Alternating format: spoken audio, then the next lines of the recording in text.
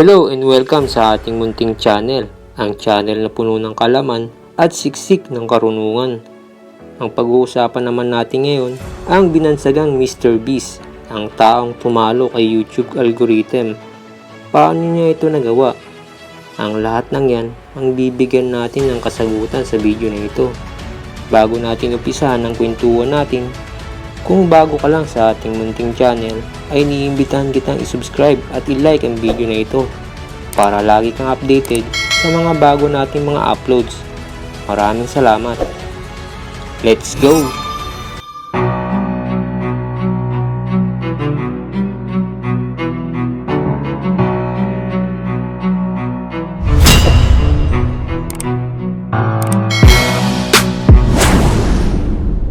Ang 23 taong gulang na tumalo kay YouTube algorithm.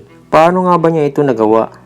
Kung gusto mong malaman, tapusin mo ang video na ito at siguradong mapapalago mo din ang channel mo pagdating ng araw.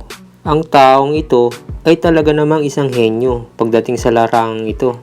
Paano nga ba ito nangyari? Well, ang resulta na ang sasagot sa mga katanungan yan.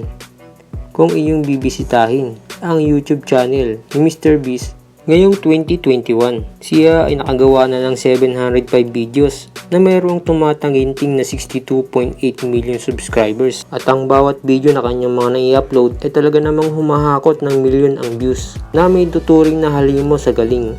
Kung iisipin natin, ito ay napaka-imposible, subalit para kay Mr. Beast, siya ay talaga namang master sa larangang ito. Bago yan, ay balikan muna natin ang kanyang nakalipas. Siya ay si Jimmy Donaldson, isinilang noong May 7, 1998 sa lugar ng Kansas sa bansang Estados Unidos. Siya ay nakilala sa mundo ng YouTube platform bilang Mr. Beast. Siya ay isang American YouTuber, businessman at philanthropist at isa sa mga creator na may pinakamalalaking ginagastos pagdating sa paggawa ng kanyang mga videos, na talaga namang sulit ang balik nito sa kanya. Bukod pa riyan, ay marami rin siyang natutulungan mula rito. Gaano nga ba kahenyo itong si Mr. Beast? Tara at himayin natin ang bawat patunay.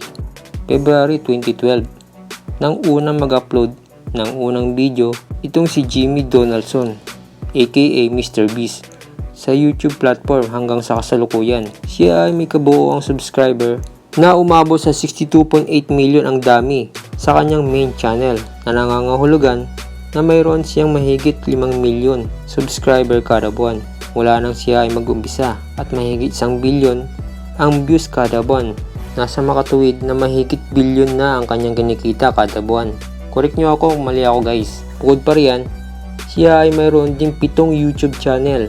Ang kanyang main channel ay nakapagtala ng 62.8 million subscriber na umabot naman sa 103.5 million subscriber kapag pagsasamahin ang lahat. Siya ay nakapagtala din ng 10.8 billion views sa kanyang main channel at umabot naman sa 14.5 billion views kapag pagsasamahin ang lahat ng kanyang channel, na talaga namang nakakalula ang maaari niyang kitain mula rito. Bigyan ko lang kayo ng kaunting idea kung magkano ang kinikita kada 1 million subscriber sa isang taon. Ito ay mahigit $60,000, at kung i-convert naman natin ito sa ating pera ay umaabot ito ng tumataginting ng 3 milyon, na kung iisipin ay napakahirap abutin.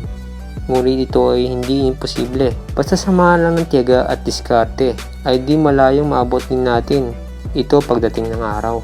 Siya ay nagkamit din ng maraming karangalan mula rito.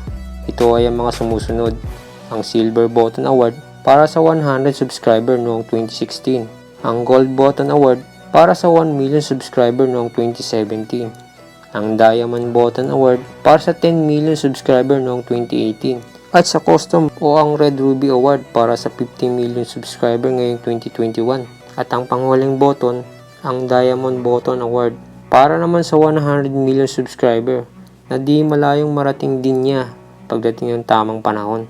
Sa mga nalaman natin ay malaking katanungan pa din kung paano niya ito nagawa. Tara at subukan nating alamin ang mga ito. Ayon sa aking pagre-research ay napag-alaman ko na mayroong 4 na factor itong si Mr. Beast sa likod ng kanyang tagumpay. Unang factor ay nagawa niya yung pinakatinatangkilik at binabalik-balikan ng mga tao ang kanyang mga ginagawang mga video. Naani mo isang viral video machine. Ito ay dahil para sa mga YouTuber, ang makagawa ng isang viral video ay may tuturing isang ginto ng tagumpay. Subalit ito ay hindi birong gawin dahil marami ang mga YouTuber video na naging viral subalit kalaunan ay hindi nila ito napanatili at patuloy nilang pilit sinusubukang ulitin ang ganoong momentum. Ngunit ang realidad ay napakahirap nitong gawin. Subalit para kay MrBeast, ito ay tila gamay na niya ang sistemang ito na nangangahulugan na natuklasan na niya ang mahiwagang formula para dito. Ano ang kanyang sikreto? Narito ang mga estratehiya na kanyang mga ginamit. Ang mga kategorya ng isang viral video.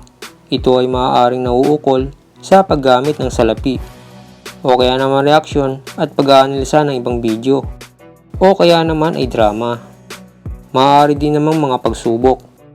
Pwede din naman pagbibiro o ang mga katatawanan o kaya naman nakikipag-collaborate sa mga sikat na mga YouTuber. Katulad na lang ng video na ito, ang last video YouTuber Live Wins 100 Million Challenge. Ito ay collaboration niya sa mga sikat ding mga YouTuber. Ito ay nauukol sa salapi. Ito din ay isang pagsubok at reaksyon na talaga namang nakakapukaw ng atensyon ng mga manonood na tumutugma sa ilan nating mga kategorya.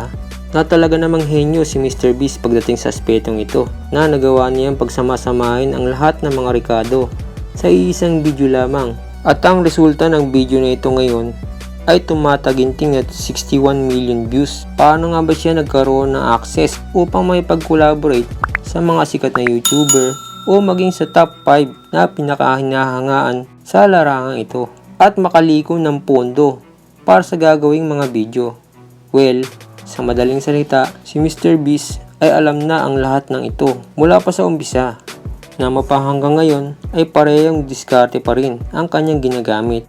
Ngunit ang makagawa ng isang viral video ay isa talaga sa napakahirap gawin. Paano nga ba nagiging viral ang isang video kung wala naman nakakita nito? Sa baging ito ay tumutukoy sa pangalawa nating dahilan. Factor number 2, si MrBeast ay tinalo si YouTube algorithm. Paano nga ba ito gumagana? Si YouTube algorithm ay mayroon dalawang aspeto. Ito ay tumatakbo sa pamamagitan ng click-through rate o ang pagbibilang nito sa lahat ng mga bumibisita sa video na ito at sa pamamagitan ng watch time o ang tagal ng panonood dito. Pagkatapos bisitahin, sa dalawang pamamaraan na yan ay dyan bumabase si YouTube algorithm kung dapat nga ba niyang i-recommend ang video na ito o hindi sa mga potential viewers. Sa paraang ito, ang karamihan ay sobrang nahihirapan dito. Subalit pagdating kay MrBeast ay napakadali lamang nito at napapanatili pa niya na mag-stay o di kaya maging tapusin pa ang kanyang mga video. Sa aspeteng click-through rate, mayroon dalawang bagay na bumubuo rito. Ito ay ang title at ang thumbnails. Sa dalawang bagay nito ay angat na angat itong si MrBeast. Ang kanyang title ay maikli lamang at simple, subalit ito ay may laman. Patunay dyan ang dalawang video na ito na talaga namang halimaw sa dami ng views. Patunay na napaka-epektibo ang paggamit ng title upang maakit ang interes ng mga manonood. Pagdating naman sa kanyang thumbnail, ito ay napakasimple lamang at basic kung titingnan na maaaring ginawa niya lamang sa loob ng 5 minuto. Katulad lamang ng video na ito na hindi niya ginawang perpekto ang pagkakagawa. Subalit ito ay mayroon tumatanginting na 51 million views na talaga namang nakakapagtaka. Ito ay may tuturing na masterpiece para kay MrBeast dahil ang lahat ng impormasyon sa video na ito ay naibahagi na niya sa pamamagitan lamang ng pamagat nito na kung iyong makikita ang kanyang design ay tila animoy isang amateur lamang. Subalit ang pagiging simple nito ay may tuturing na perpekto sa dami ng views nito na nangangahulugan lamang na sumusunod siya sa tradisyonal na paggawa ng YouTube thumbnail na talaga naman nagpapakilala sa kanyang brand. At kasama din ang isang simpleng reaction katulad nito na talaga namang tumatatak sa kaisipan. Isa pang karagdagang impormasyon sa tinatawag na YouTube traffic. Ito ay sa pamamagitan ng mga smartphone. Alam ni MrBeast na mas marami ang mga smartphone user kesa sa PC o laptop user. Kaya kung siya ay gumagawa ng thumbnail, ito ay sa pamamagitan ng smartphone upang masigurado niya na ito ay malinaw at mababasa. Dahil ang karamihan ng mga YouTuber ay gumagawa ng kanilang thumbnail sa pamamagitan ng kanilang mga PC o laptop na maaaring malaki ito pagdating sa mga smartphone. Kaya naman ito ay isa sa mga advantage ni MrBeast sa iba. Yan ang mga strategy niya upang mapili ng mga manonood. Ngunit paano naman niya nagawang manatili ang kanyang mga manonood? Pagdating sa watch time, narito ang kanyang diskarte. Una, ang tinatawag na intro hook.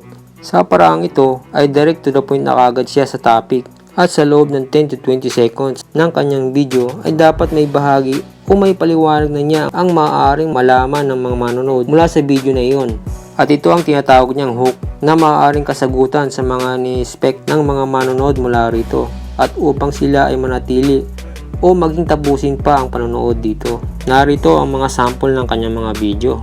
The Bermuda Triangle is one of the most dangerous places on Earth. Over 100 ships and planes have gone missing with no explanation. Pangalawa, mahabang video. Ang kanyang mga video ay mahaba. Kaya kung gusto mong tumagal sila sa panonood, ay habaan mo ang iyong video. Patunay na ang mga video ni MrBeast ay mayroong 10 to 20 minutes ang haba ng mga ito. Pangatlo, ang retention tactics. Dahil sa kanyang mga video ay hindi mo agad malalaman, kaya naman ay aabangan at tatapusin mo talaga ang kanyang mga video upang iyong malaman na anime isang masterpiece na movie na mayroong intro, middle at ending na hinaluan niya ng intense at emotional feeling na may tuturing si MrBeast na isang napakagaling na storyteller. Pangatlong factor at isa pa sa pinakamahalaga na dapat mong malaman, kaya naman ay tapusin mo ang video na ito. Ang growth stage. Ito ay may hahambing natin sa isang negosyo na tumutukoy sa paglago nito. Sa baging ito, dito nagbabase upang mapanatili ang mga customer at kung papaano pa nito lalong mapaganda ang mga serbisyo para sa mga ito. Sa baging ito, si MrBeast ay talaga namang master sa aspetong ito dahil sa kanyang mindset na reinvesting. Nasa makatuwid ang magpaikot ng kanyang mga kinita mula rito.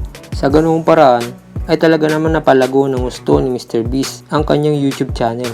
Patunay dyan na ang ibang YouTuber ay nakakarating sa itaas, ngunit kalaunan ay bumabagsak din pagkalipas ng panahon. Subalit pagdating kay MrBeast, ito ay talaga naman nakakabilib dahil siya ay consistent upang mapanatili at mapa-improve pa ang bawat video na kanyang ginagawa, na patunay sa patuloy na paglago ng kanyang channel. At ang panghuli, ang factor number 4, na posible talagang manalo kay YouTube basta samahan ng tiyaga at matinding determinasyon ang kailangan. Kaya kung gusto mo ring sundan ang yapak ni MrBeast balang araw, ay dapat sa oras na ito ay umpisahan mo nang baguhin ang iyong mindset. At dito na natatapos ang ating video.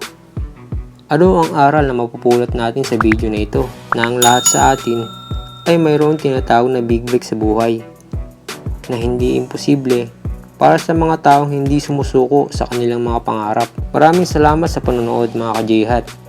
Hanggang sa muli, and thank you for watching. God bless. Peace out!